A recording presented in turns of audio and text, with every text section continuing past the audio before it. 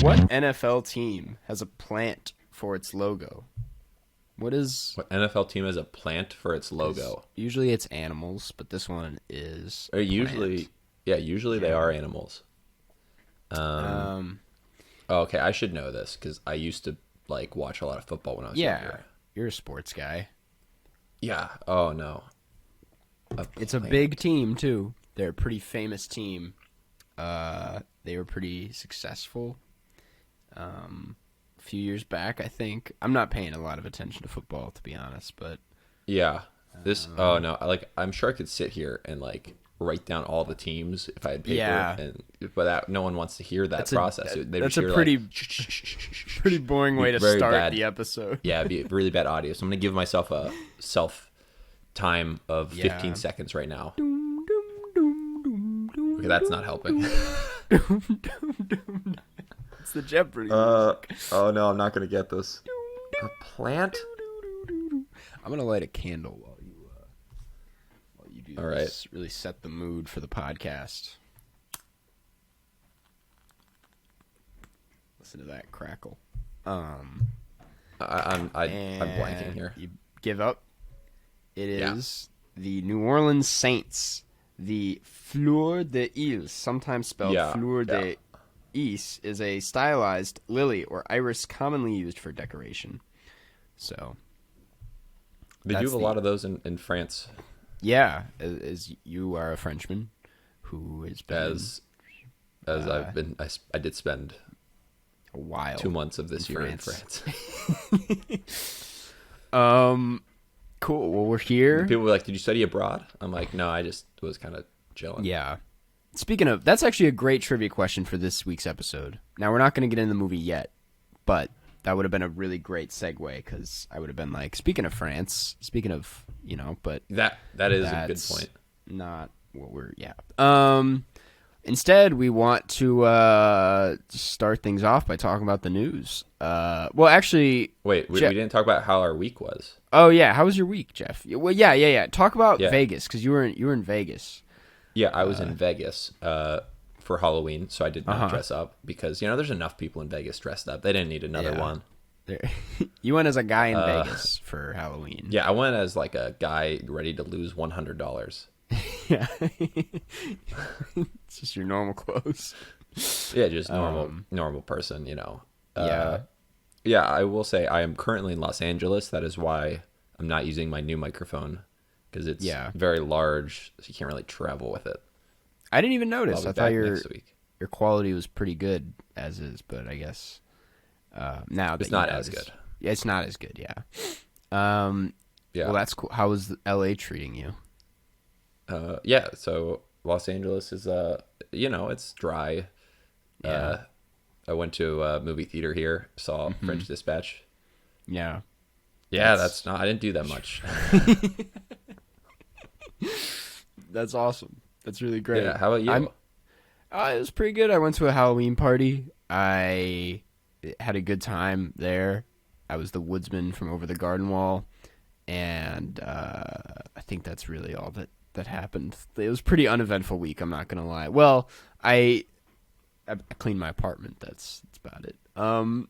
Yeah. Yeah, I was on another, not to plug another podcast, but I was a guest on the Wisecrack podcast, if anyone's curious about checking that out. Oh, I will say, I watched the new episode of Succession, which I know you haven't seen it, but probably the best episode in the entire show, if I'm being honest. Yeah, I saw your tweet about it. Yeah,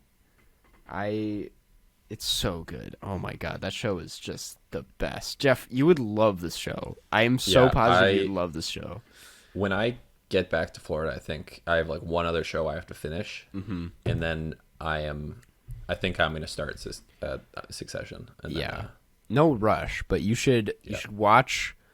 You should catch up before the finale of this season so that we can hash it out on the pod or something. Yeah, we could hash it out if I can get into it.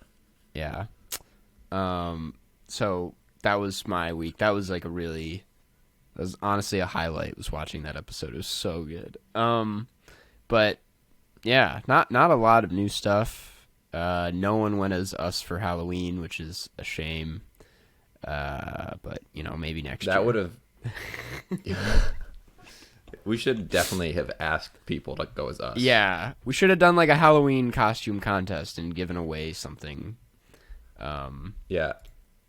Like if you can really, there's only people who own the hats could have gone as me. I was gonna say, like, to win the costume contest, Grant Gal could have gone as me. Yeah, our patrons. You have to wear our hat to do that, and then we give you a hat. It's not an official costume unless you wear the hat. Yeah. Pricey costume.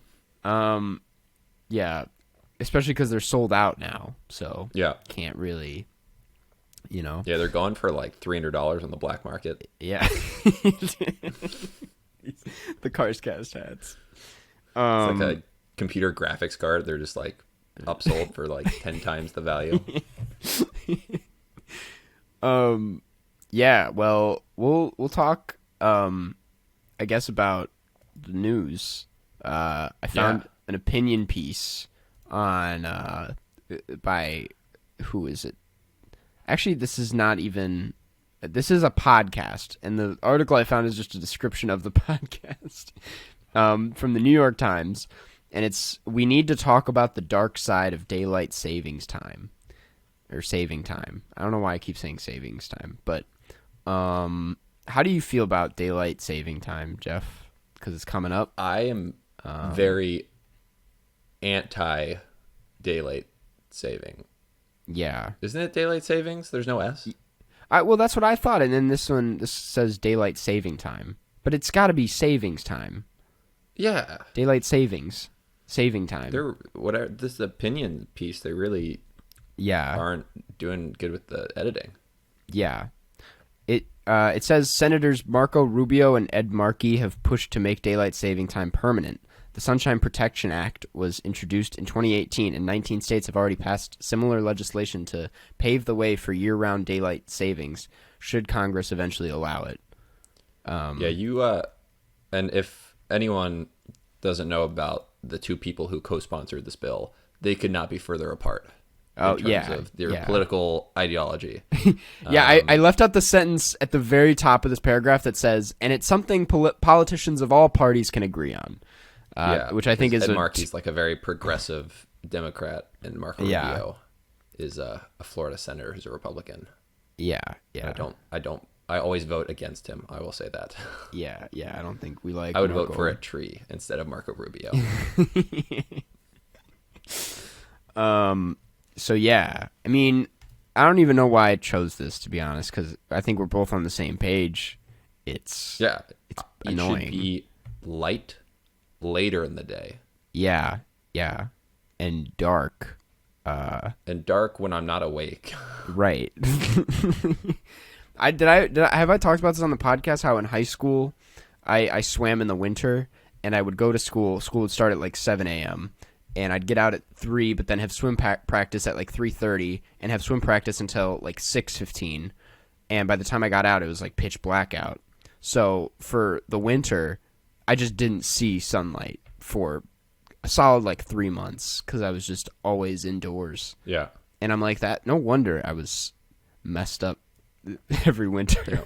Because it sounds like Las Vegas depressing. Casino. Yeah. You just don't. You're just like, I don't know what time it is, but I'm gonna push the machine that's lighting up. Yeah. Except for you, it was swimming, so it wasn't exactly the same. No, not the same. I didn't win any money. Didn't lose any money. To swim practice to gamble. No. Sports are a gamble. It was like one of your swim teammates was doing like 3-card Monty. Yeah. Every time you touch the wall, you push down slots. Yeah. Ding, ding, ding. Yeah. Well, that's the news. Daylight. That's the news. Carson and I like it when it's light outside. Yeah. You heard it here first. Everything's just so... The news is a very political space. Let me look up Variety News, because they usually have the film stuff.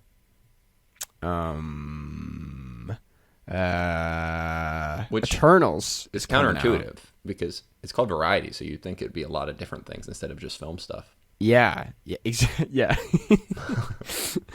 um, yeah.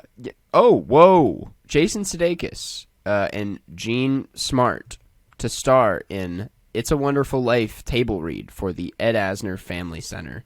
Oh, never mind. I thought it was like a remake. Never mind. All right. The last part of that sentence really made it underwhelming. I was like, oh shit! I didn't know they were remaking "It's a Wonderful Life," and then why is that news? Anyways, it's like Carson Runquist, the star in his own video on his YouTube channel. Yeah, Carson Runquist to host the Carscast this week. I'm like, oh, all right.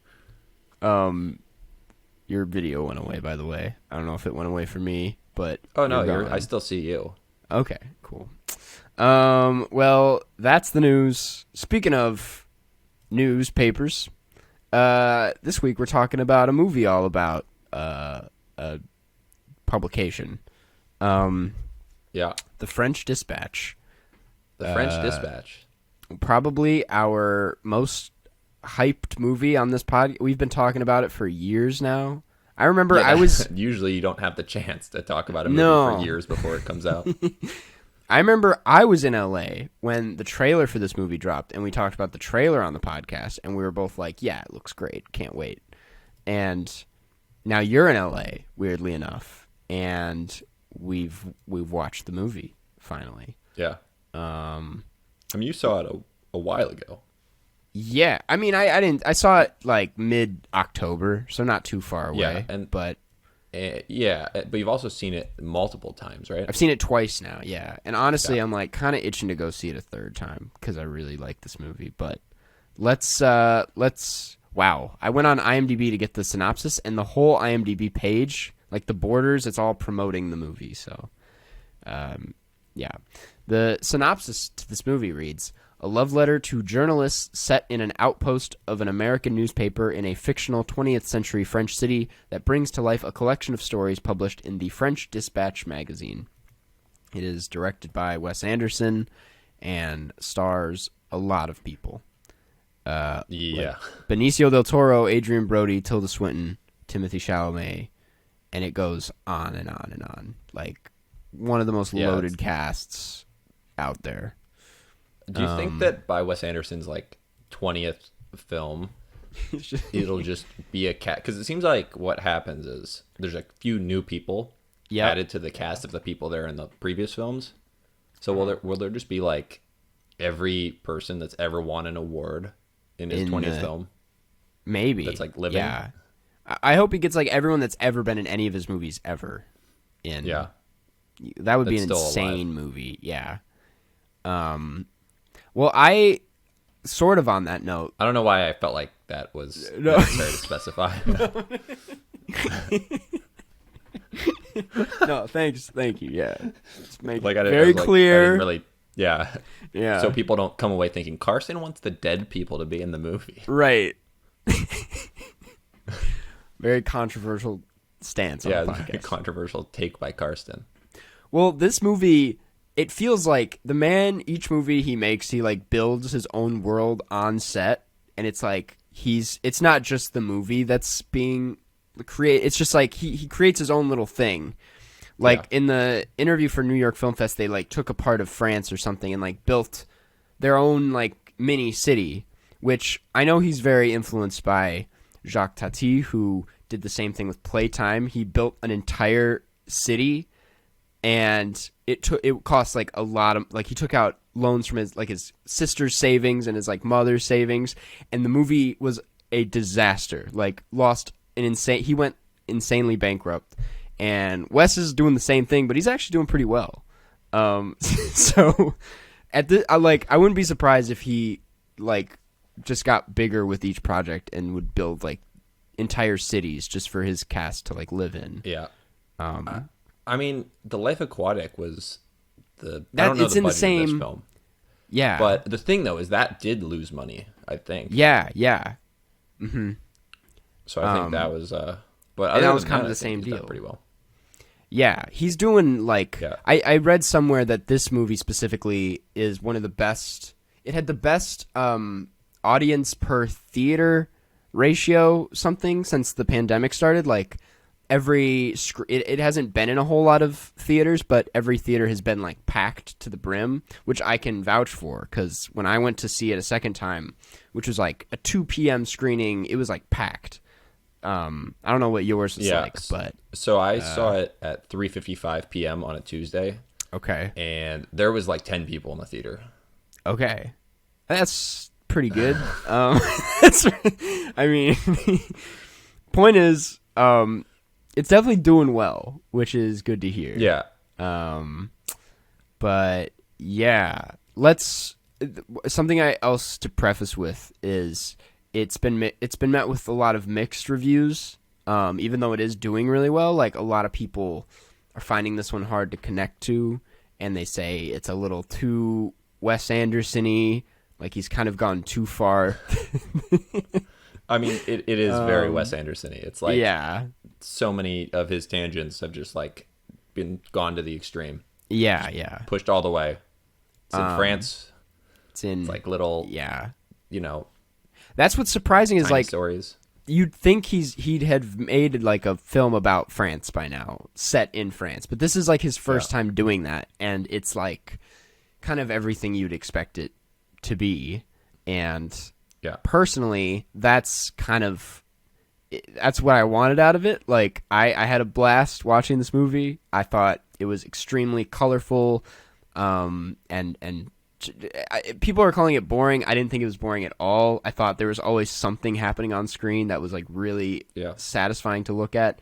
Anyway, Jeff, what did you think as a fellow Wes Anderson liked it fan? a lot. Yay! Cool. Yeah. This film more than any of his films, because they're all so, specifically put together visually. But this film, a lot of the time, felt like, do you know those rides at theme parks where you kind of just are so one of them that I went up to like 10 years ago is Harry Potter World at Universal Studios, because I'm from Florida, so we all go there. Yeah. It's like one where the whole point of the ride is you just get like strapped in, and then you kind of like get moved to different areas, and then like something happens in front of you, and then you get like pulled along to something else, where it's not really like a thrill ride, but it's just like a world building ride. Yeah. Like that's what this film felt like to me. Yeah. Where it was just like a theme park ride where you're getting like pulled around to all the different things in like in a world and just staring at it. Yeah. Which was a great time. It's a cool movie. Yeah. I definitely think I can agree with everyone. I was talking to someone who was like, I'd look at this less as a movie and more as just like an art piece or like a big mural. And I'm like, that's exactly what this is for me. I'm like, and that's kind of what I've always wanted out of Wes Anderson, because he has kind of, especially I think Isle of Dogs, it sacrifices a lot of its like really cool style and world building for a story that kind of just feels half-assed and in there for the sake of having a story. And this movie doesn't even kind of bother with that, and it just instead focuses on these like these 3 short stories, and that gives it so much creative freedom that I've always wanted out of him. Yeah, no, and that's a great point, because there's very few directors who I think could pull this off in a way where the actual visual element of it is so strong that you can forego an actual like strong through line. Like there is one, of course, but it's like these kind of tangentially connected pieces where they're not really connected by plot or anything. They're just connected in that they're all happening in this city. But that's the thing. I don't think there's many other directors from like they could definitely pull it off, and I would love it. Totally. Yeah. I mean, just like reflecting on it, I've kind of reconsidered a lot of like how to look at a movie or like review a movie, I should say, because I'm like, this doesn't have the kind of emotional grab that most movies should have, but I'm also like, that's not at all the point of this movie. Like, I don't think Wes wanted to make like a drama here. It's more of like kind of showcasing 3 sides of life that like, or kind of like the work of this journalist and what he did. And that's the thing. I think, though, there is an emotional connection, but it's kind of a step removed from, a normal film. Yeah, it's where doing it differently. The emotional connection comes in the acknowledgement of what we're watching. And it's more of like an emotional connection to the idea that someone made a film this way. Yeah. So it's more of like an emotional connection to Wes Anderson's concept for the film, you know? Because that's the thing everyone loves about Wes Anderson films, even if you're not super always aware of it, is that you just love the idea that someone is making films like this. Yeah, totally. And this is the absolute furthest extent that you can push this form, where it becomes, just enough story to where you need it to be for the visuals to take over. Yeah. Well, that's the thing. It's like, I don't think this is the kind of movie where I watch it to necessarily like see the perspective of a character or anything, or that I use to like empathize with anyone. It's like more of something I watch for the spectacle of it all. Yeah. Like that's why it's kind of funny that this and Dune came out the same weekend and that they're compared, because Timmy's in both of the movies, but I'm like, that's the draw of both these movies to me, is that just like it's a spectacle, and it's just a really like it's not something to think too hard about. You just enjoy watching it, Yeah. I don't know. I had a point and I forgot it, so I'm gonna ask if you have something else on your mind. Well, actually, if you don't. Unless you do, go ahead. Well, okay. I mean, if you want to go to like a broader point about all Wes Anderson films, a very common theme is that they're set in like the 70s. And I don't know if any of his films are set in the internet age. I mean, obviously Bottle Rocket was, that was pre-internet, but just because that's when the film was made. Yeah. It was like the very beginning of the internet where no one was using it. But I don't know, has any of his films ever had a character use the internet? The Darjeeling Limited, they have iPods. And the iPods are like a big part of that movie. I know, because they just like use them. It's not a big part of that movie, but that's just something. That's the only one I can think of where it's like they were using modern technology. Yeah, but even then, it's like, a lot of the idea of like riding the train is still set in like the methods that someone would use to travel, I think, in the 70s. Yeah.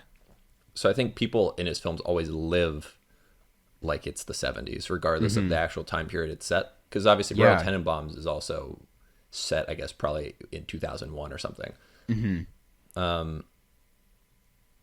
But yeah, I don't know. It's like I think that the idea of playing with, romanticizing the past in the sense for me that it's something that's, unknowable, where anything that happens that's notable today, everyone knows about instantly because of like Twitter. Yeah. Where you can't have these, events like these stories that came out in this, in these small pieces in this film. They're such like insane stories that you only could rationally have someone believe happened in this small town before internet. Yeah. A lot of them. I don't know. Yeah, I that is a theme of his work that not enough people talk about. This reminded me a lot of Fantastic Mr. Fox in that way, and this is just a small detail, just like the way people communicate to each other, at least. Like in Mr. Fox, they're from like the tin can or whatever as they're planning like that battle at the end, and this one they're like playing chess from like two sides of a wall or whatever, and I don't know. I love stuff like that. And you're right, I don't think they would work as well in like the modern age. Yeah, it's just, I don't know, it's keeping the places as these like self-contained boxes, away from the outside world. But I don't know, I'd have to really think about this a lot harder, but that's just something that occurred to me watching this film. I'll ask you, what story did you like the most out of these three tales? I don't know. That's a good question. I didn't really think of that. I think maybe the middle one. Really? See, okay. I don't know. Or the last one. Yeah. That's interesting. Every time because I went to see this with a big group of people the first time, and we all talked about it, and everyone has like different favorites. And I thought in my group, everyone was kind of like, yeah, the middle one was the weakest. But first of all, the second time I watched it, I liked the middle one a lot more. I think it's really, it has the most stories within stories. Like I think the play where I forget what it is, where he like jumps out the window. It's like, I think that's a really good moment. But I really liked the first story with the Benicio del Toro and Adrian Brody as the artist. Yeah, you know what? That was good, Joe. Yeah, but the third one is probably the one with the most like meaning out of all three. It's got like that moment not even really. I don't know. I do like the third one a lot though. The point is, it's kind of hard to pick a favorite here. Yeah. But is there anything you didn't like about the film? Honestly, that's kind of why I am very much locked in at a perfect score for this movie, because this movie's so tailor-made for me. It's like my exact kind of humor. I don't care that much about I don't like staying on one character for too long. I like the fact that it jumps around a lot and it never feels stale. I'm just like, there's not a lot that I can complain about here. I pretty much loved everything about it. As you were saying though, it's like one step further in terms of Wes Anderson form than Isle of Dogs, where there was still this story you were supposed to follow. I just didn't have any like emotional connection to it. Yeah. I think, for me, this worked a lot better. The one thing I did not like was the animation. Okay, at the end of the second story. I cannot. Okay, yeah, let's talk about that, because in our patron hangout, someone, I forget who it was, I think it was Riley Ost, just outing him on the podcast, but like, he brought it up. He was like, yeah, that was probably my least favorite part, and now you're saying that's your least favorite part. That was maybe my favorite part of the movie, but why are you not a fan? It just felt out of place. Like, I don't understand why it wasn't just live action. Well, my immediate assumption was like, this is a hard thing to film in live action, and maybe like budgetary restrictions, they just had to go animated with it. But I loved how they pretended, or they said at one point, they were like, it was recreated in a cartoon in the that they definitely publication said that for the balloon, like, the first escape. part. Yeah. But well, I don't know. I just think a budget restriction would have been a really bad reason.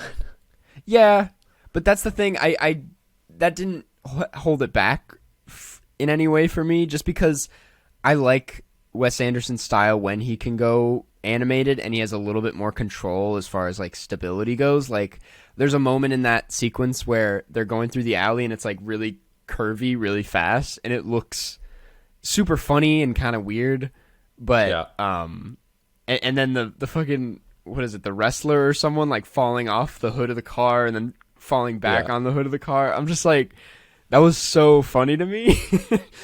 For me though, I always just want as much Wes Anderson live action as possible, because of just, you kind of lose the visual style when it's still a specific animation style, but it's not the same. Totally. Where there are some fast moving sequences that could be similar to that in the Grand Budapest Hotel. Mm-hmm. Yeah. And I just wanted something like that was live action. I was like, if this was in live action, I feel like it would look a lot like the sledding sequence in the Grand Budapest Hotel, where that looks like really, I do agree it would have been just as good in live action, but I think I'm just really in love with how absurd that scene turned out. That's kind of where I don't know. It really worked for me, but I can totally see it not for a lot of people. That's the only part that didn't feel specific, though. It didn't feel like that's how it was written. Yeah. You know what I mean? That's a good felt like point. it was supposed to be a live action piece. Yeah. I don't know, because it was done twice, right? It was done that for the like escape thing with the hot air balloon, Yeah. and then it was done again at the end. But like doing something twice just feels like an awkward amount of times. It doesn't feel like a pattern. Mm-hmm. Well, that's kind of So it felt like, yeah, I don't know. I'm still torn on that one. Yeah, that is true. I was gonna say I think another part I like about it though is because it adds some sort of variety to the film, because they're shooting in different aspect ratios. There's sometimes it's in color, sometimes it's in black and white. There's like sometimes it's in French, sometimes in English. Yeah, a lot of weird text all over the place. Conversation. Yeah. Which, first, sidetrack, the subtitles in this movie are so... I wish more movies did subtitles in a weird way like that. But yeah. I think it just added to the fact that this movie can't really fit under one color palette or style the way his other movies can. Like, this is an entire, like, just bucket full of different styles that... I don't know. It just like switches up so often, and I think that's why the animated thing felt right for me. But yeah. What else? This really is the most Wes Anderson film yet. Exactly, and that's why I'm like, kind of like you said. You were like, this is kind of as far as you can go with a style like this, and I agree. I'm just like, what the fuck is his next movie gonna be? Like, what? Where does he go from here? Probably gonna be another stop motion. Yeah. Well, they're filming it right now in Spain, and it's there's rumors that it's called Asteroid City, and it's a Western starring Bill Murray. And he's been like, because he can't go to any of these festival screenings, he's been like filming like himself with like his phone with like the set in the back, and it looks like a typical like Hollywood Western set, which is really funny.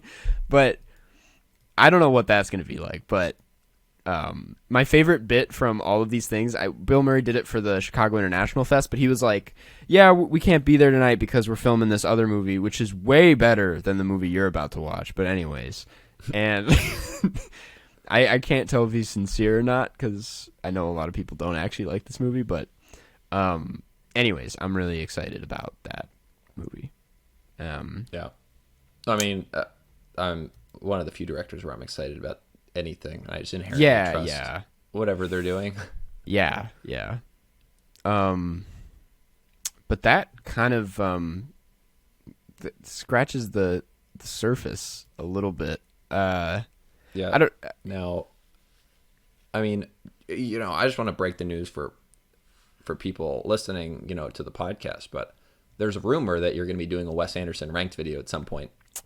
I was finishing it as we started this call, so yeah, I'm uploading it today. It's probably going to be out before this podcast comes out. Yeah, the rumor is true. Yeah, yeah, and now just a preview, or I guess not a preview if it's coming out afterwards, but yeah. What place was this film? I think this is firmly at like number 4, to be honest. That's pretty good. It's honestly higher than probably a lot of people. But I'm also like, this is the Wes Anderson movie. Like, this is his most Wes Anderson movie, and it is kind of just, it feels like it was made in a factory to make me happy. It's so perfect. Yeah. All it was missing was like a stop motion scene, which I'm trying to remember. Maybe there was a stop motion scene at some point, but I don't think so. I don't remember that. Well, there was. Well, no. Yeah, there wasn't. Never mind. I'm just like, maybe there was like they used it for like miniatures or something, but I don't think they did. Yeah. That's another quick sequence that I loved was the Owen Wilson bike tour. I thought that was hilarious, and I don't know. It's just little moments like that where it's like, obviously that's an unnecessary part of the movie, but there's nothing that's unnecessary or necessary to the film, so it really is allowed to just kind of fill itself in like that. For me, that was the part where I'm like, okay, this is peak Wes Anderson. So Yeah. Owen Wilson on a bike tour, and then at the beginning of it, they're like, the city, like, awakens rapidly or something, and then like, from the entire frame in every different corner, people are like exiting buildings and water starts flowing and stuff. It's one of the best shots. Absolutely. Yeah. Yeah, I really love this one. I'm so glad I was like, I feel okay, we didn't even talk about this. I do think this is one of his funniest movies too. At least like the first story, at least with Adrian Brody and Benicio del Toro, that was like a really funny story. And I don't know, I thought that Owen Wilson was really great. There's the line at the end where he's like, I'll have a slice after he dies. Out of context, that sounds weird, but I just thought it was really funny too, on top of all of that. Yeah. But what are you feeling for a score, Jeff? I mean, I gave it a 4.5. Yeah. Sounds it's pretty accurate, yeah. It's I might go 5 at a later date. Yeah. See, the only things I did not like about this film were that I wished I just had a little bit more of it. Mm-hmm. Yeah. Because all the stories are pretty short overall. Mm-hmm. And then also the animation. That was the only part that I kind of didn't like. Okay. Now I've figured out what I wish there was more of, and it's a good portion of this is in black and white, which I get is because it's like maybe that's like the words, or like they're looking at it in the past and whatever, and it really highlights the few spots where it is in color. But I do wish more of the movie was in color, because when it is in color, it just looks so good, and it makes the black and white stuff seem a little bland. But that's such a nitpick. That's the problem when Wes Anderson has such a good color palette. Yeah. That you want to see that. Cool. I gave it a 5. I plan on rewatching it a few more times. The more I think about it, the more I'm like, maybe this is my movie of the year, because I really loved this a lot. And so it's beating Titan. I think it's gonna beat the movie where she fucks the car. Yeah. Yeah. Yeah. Anyway, I'll see how that ages. I'm excited for your end of year movie ranking, which you're probably doing, right? Oh yeah, of course. I'm more excited about this year's than last year's. Felt just weirdly like underwhelming, and I was like, there's not a lot of competition here. It's just, it wasn't as fun. But this year I'm like, it's so many good movies this year that, and also very different. Yeah, really. Like the diverse. movies at the top of your list are a very wide spectrum. Yeah, we'll have to see where Cry Macho ends up in that list. We're gonna see if Clint has a chance. That would be great, if just to get every single person mad at you if you put that as your movie of the year. I'm like, number 1 is Cry Macho. It's like, and then there's just a big story on Variety that's like, YouTuber Karsten Rundquist lost 95% of his subscribers when he put Cry Macho as his movie of the year. We're like, yeah, Jeff, what's the news today? Oh, okay. Oh shit, they're still talking about that. Yeah.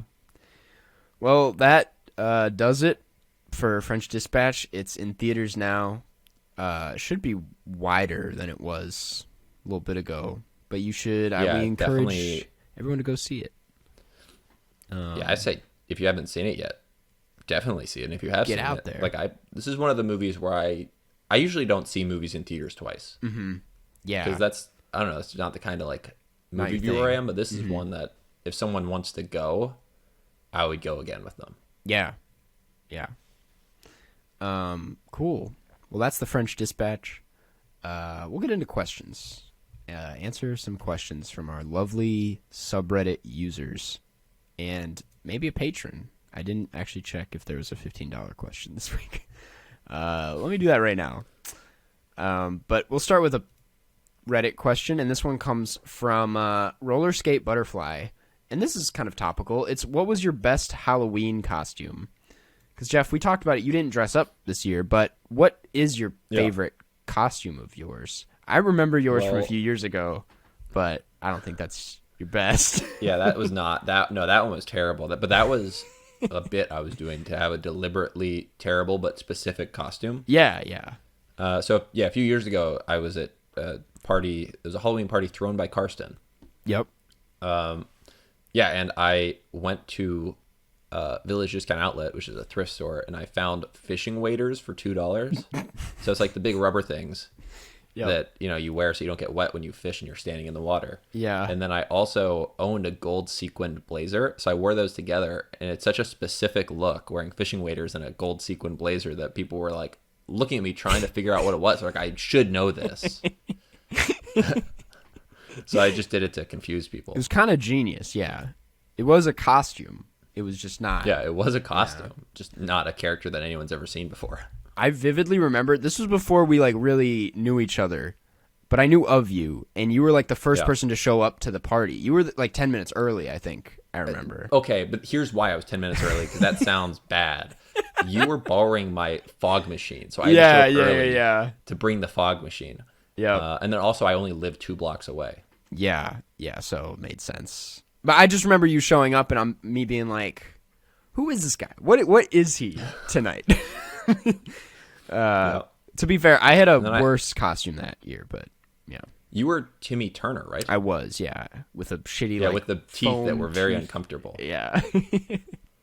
Yeah. Now, when people asked me what I was, I told them I was the host of a fishing-themed game show. I remember that, yeah. That's what you said. It's a good costume. Yeah. Yeah. But, to get back to the question, I used to win... Okay, well, I say I used to win. My mom, who made the costumes and dressed me and my brother and sister up, used to, like, we won a couple costume things. And we won... we were a banana split one year, so we each wore a different ice cream scoop, and then we had a giant banana that we like hung across us. That's so funny. That's a really good one. And then the other time was we were a fork, a knife, and a spoon. Aw, that's cute. Yeah, this really is when I was like maybe 5 or something. Let me guess. Were you the knife? I don't remember which one I was. What would you be if you could go back? I feel like I might have been the fork. Classic Jeff. Always the fork. Yeah, I don't remember though. But yeah, how about you? When I was a kid, my last 2 years of trick-or-treating, I remember I got really into like DIY costumes. So I was a like waiter. You know, like the waiters that walk around with like the silver platters and they like give out so I dressed up in like a tuxedo.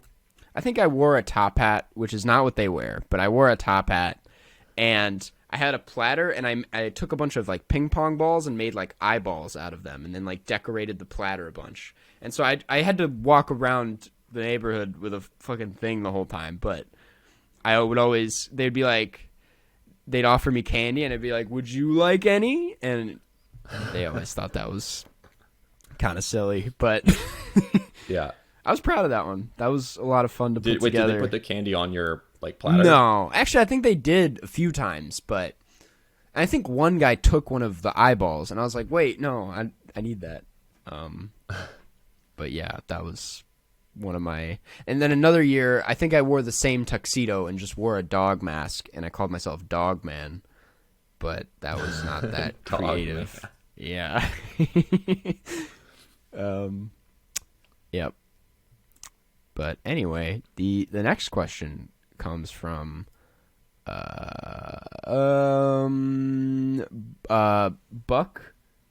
Lake Lukey, and it is, what is your favorite painter? This is really testing our painting knowledge, but Jeff, do you have actually had this question like 2 years ago. Really? I will answer mine in the meantime. But mine is, my favorite painter is Rene Magritte. I don't know if that's the right way to pronounce it, but we went to his museum in Brussels, and it was like one of the coolest museums. He does like a lot of those like weird, surreal paintings. And I think my favorite one of his is there's one where it's like a man and his face isn't on his head, but it's like to the side of his head. It's hard to explain, but like all of his stuff is really amazing. I love his stuff a lot. Very funny and weird. What about you, Jeff? Yeah, so mine is this guy, like, I don't know how to pronounce his name, but he's Norwegian. And it's like Petter Balke. But yeah, it's not just guy Peter? who painted like, it's Petter. It's Petter, okay. P-E-D-E-R. That could be Peter. I mean, anyways. Yeah, I think it's, Up to one or the other for sure. Yeah. Yeah, it's just like his paintings, which actually are not open for interpretation at all. They're landscapes. That's cool. Peter. There's just a guy who painted Norwegian landscapes like 100 years ago. That's so cool. Wait, I found him. Peter Balk. I'm going with Peter. Wow, these are beautiful. These are really cool. How did you find out about this guy, Jeff? I saw him. I saw like some of it when I was, I think, at the Chicago Art Institute. Nice. I think there was a couple of them there.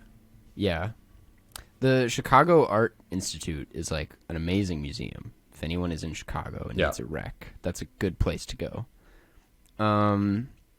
Yeah. Well, that answers that question.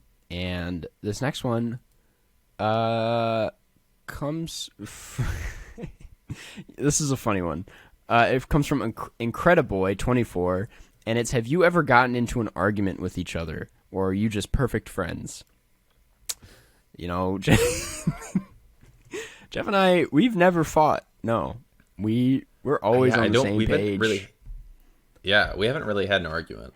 We've disagreed on many topics in films. And actually, not even that many, but a few. But we don't get in arguments. We don't believe in all that. Yeah. I mean, I think we're just two very compatible personality types. Yeah. To where we both inherently like try to, I don't know, we try to avoid conflict and like. Yeah. We do both apologize to each other a lot when we're like 10 minutes late to recording. Right. But we always make it happen. Yeah. And that is the note we'll end on. Thank you for the questions, guys. And head on over to r/Carscast if you have a question for us and want us to answer it. We answer almost all of them, except for the ones that aren't good. Or weird. Yeah. Lastly, let's get into our wrap-up. Do we have any movie ideas right off the bat, Jeff, for next week? There is Last Night in Soho, if you are able to see it, but if you're not, that's okay. We can figure something else out. I think I probably cannot see that by then. Okay, all right. Yeah. Then we'll figure something out. Probably something on a streaming service somewhere. Yeah, probably a streaming service. I do know the new Edgar Wright documentary, The Sparks Brothers, is on Netflix now. So we could always watch a different Edgar Wright movie, but we'll talk about it. We'll figure something out. Yeah, we'll figure it out. We'll tweet it out. Yeah, this is you heard it here first. We'll tweet it out. Next we heard it here first. You'll hear it somewhere else first. Next, we like to read a review. We love hearing what you guys have to say. If you guys want to support the podcast in some way, leaving a review is probably the easiest way, and it really helps us out, especially if it's a 5-star, not anything less than that. This one comes from Dylan Lacroix, and the subject line is, "I like it so far?" ? 5 stars, and it's 36 minutes into my first episode. Not sure yet, honestly. This Jeff guy is a hoot, though, a real charmer. I really like that one. That's not gonna lie. Review. Yeah, it's a really good review. It's an homage to our Cry Macho episode. Yeah. Kirsten found a Google review where someone reviewed the movie 5 stars, saying that they were like 36 minutes into the movie. The funny thing is, The French Dispatch is a movie where that kind of review does make sense. Because 36 minutes into it, you have seen a full short by that point. Probably. Yeah, I think so. But thank you, Dylan. Really appreciate it. Lastly, we want to thank our patrons over at patreon.com/carscast. Now, this is one of the best ways to support the podcast if you're looking to do so.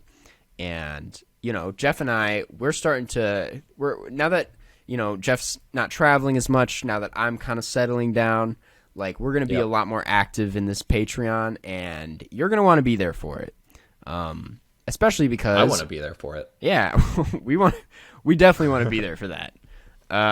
It helps us so much. It is a free podcast, but the best way to keep the podcast going and to make the podcast even better is to support us on Patreon. And you get tons of cool perks in the process, like bonus episodes. You get $15 patrons get their Q&A, their questions answered. You get shout-outs at the end of every episode, which we're about to do, and you get Zoom Hangouts. Yeah, which I don't know if you guys have ever spent time talking to Carson Rundquist, but it is a pleasure. It's quite the roller coaster. Yeah. Just an absolute pleasure. Yeah, we might get into if I wasn't on this podcast, I would pay money to talk to Carson. Yeah. So that's that. I pay money to talk to you, Jeff, because I pay for Zoom Pro and Riverside. So yeah, that's true. I do pay for this, but yeah.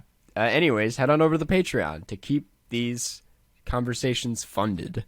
And without any further ado, there's a little bit further or do because I'm waiting for the tiny bit to load. Thank you. A Scribble of a Boy, Alex Thomas, Anson Contreras,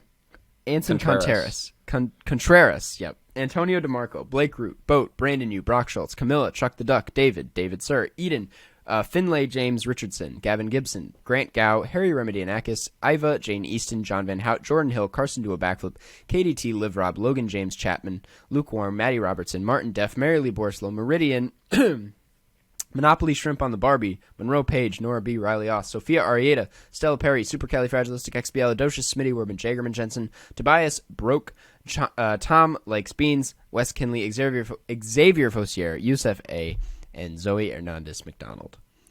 Tried to go too fast there and stuttered a few times, but a lot of new names actually in that reading. So welcome everybody, and thank you so much.